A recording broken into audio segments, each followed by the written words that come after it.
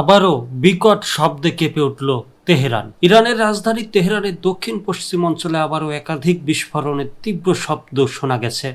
স্থানীয় সময় রোববার দুপুরে বিস্ফোরণ ঘটেছে।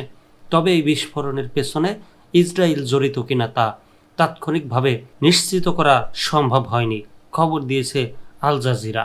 এর আগে শুক্রবার রাতে ওই একই এলাকায় ইসরায়েলি হামলা চালানো হয়েছিল বলে জানা যায়, যেখানে একটি 15 তলা ভবন ক্ষতিগ্রস্ত হয়।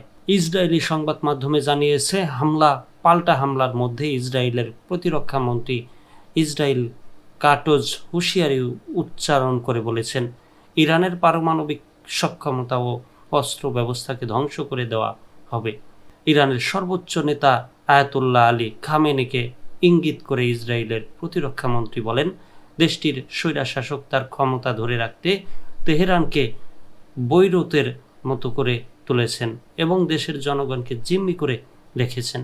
এদিকে পাল্টা হামলার ঘটনায় ইরান ও ইসরায়েল জুড়ে উদ্বেগ ও নিরাপত্তাহীনতা বেড়েছে। আন্তর্জাতিক বিশ্লেষকরা বলছেন, ইরান ইসরায়েল উত্তেজনা যে কোনো সময় পূর্ণমাত্রার যুদ্ধে রূপ নিতে পারে।